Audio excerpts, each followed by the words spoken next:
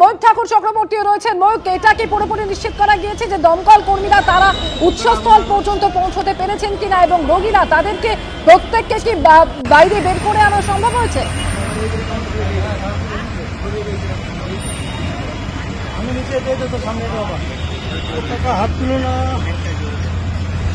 Source আমরা পেয়েছি, তারপরে ওখানে আগুনকে ইজ আউট করার চেষ্টা হচ্ছে। সব পেশেন্টকে বাইরে বার করা গেছে। এখন পর্যন্ত কোনো ইনজারির কোনো ইনফরমেশন নেই, সবই পেশেন্টকে বাইরে করা হয়েছে। কোনো পেশেন্ট এখনো আটকে নেই? নেই নেই। আর লিফট বা অন্যান্য সার্ভিস এগুলো সবই যে ফার্স্ট ফ্লোরে সমস্ত যে এন্ট্রি পয়েন্টস আছে ওখানে পুলিশ আছে, সো দ্যাট কোনো লোক উপরে যেতে পারে না।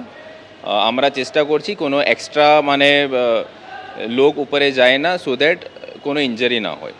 সিট অফ ফায়ার, আগুনের উৎস এখনো কিছু বুঝতে পেরেছে? এখন দুটো লোককে আমরা কথা বলেছি, ওনারা বলছেন কি একটা এসি মধ্যে এটা আগুনের সোর্স আছে। মোর ইনভেস্টিগেশন উইল রিভিল কি কি হয়েছে অ্যাকচুয়ালি। লাস্ট কোয়েশ্চেন আপনাকে, আপনি একবার বলুন, হাসপাতালে একটা টেনশন থাকে স্যার যে ইভ্যাকুয়েশন ঠিকঠাক না হলে অনেকে আটকে থাকবে, শ্বাসকষ্ট হবে, এই মুহূর্তে কোনো রোগী কি কোথাও আটকে আছেন?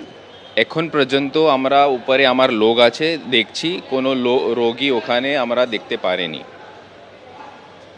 অনেক ধন্যবাদ। বিধাননগর কমিশনারেটের ডিসি ট্রাফিকের সঙ্গে আমরা কথা বলছিলাম। এই মুহূর্তে বিশ্বজিৎ সাহা আমাদের ক্যামেরা পার্সন সরাসরি যে ছবি দেখাচ্ছে, দেখো হাসপাতালের আনন্দলোক হাসপাতালের লবি, সেই লবিতে আমরা রয়েছি। পুরো কাঁচ ভাঙা, যাতে ধোঁয়া বার করে দেওয়া যায়, বিভিন্ন জায়গার কাঁচ এইভাবে ভেঙে দেওয়া হয়েছে।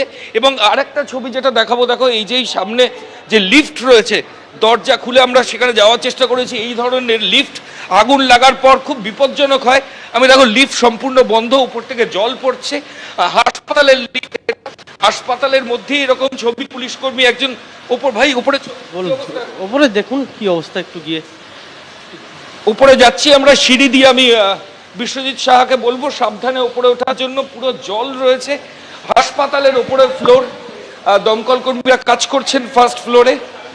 একই ছবি কিন্তু উপরের দিকেও, এখানে হাসপাতালের প্রত্যেকটা জায়গায় কিন্তু জল জমে রয়েছে। ফায়ার ব্রিগেডের তরফ থেকে আপ্রাণ চেষ্টা করা হচ্ছে, ক্যাথ ল্যাব থেকে শুরু করে বিভিন্ন ডিপার্টমেন্ট সেগুলো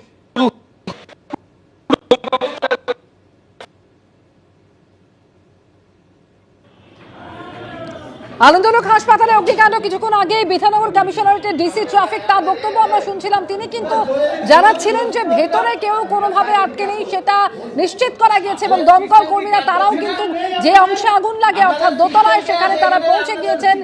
গোটা হাসপাতাল চত্বর একেবারে ধোঁয়ায় ঢেকে গিয়েছিল, তবে এখন পরিস্থিতির আগে থেকে খানিকটা হলে উন্নতি হয়েছে বলে মনে করা হচ্ছে। ঘটনাস্থলে দমকলের 3টি ইঞ্জিন রয়েছে, তারা আগুন নেভানোর কাজ চালিয়ে যাচ্ছেন। দমকল কর্মীরা তারা একেবারে ভেতরে পৌঁছে গিয়েছেন। শর্ট সার্কিট থেকে অগ্নিকাণ্ড বলে প্রাথমিকভাবে দমকল সূত্রে জানা যাচ্ছে। বাইরে বের করে আনা হয়েছে রোগীদের, যারা ভেতরে আটকে ছিলেন তাদের প্রত্যেককে বের করে আনা হয়েছে এমনই জানাচ্ছিলেন ডিসি ট্রাফিক। ঝিরাম করঞ্জাই সরাসরি রয়েছেন আমাদের সঙ্গে। ঝিরাম, একেবারে এই মুহূর্তের অবস্থা জানতে চাইবো। যেটা দমকলের এখানে কর্মী যেটা জানাচ্ছেন যে ক্যাম্প ভেতর থেকে তারা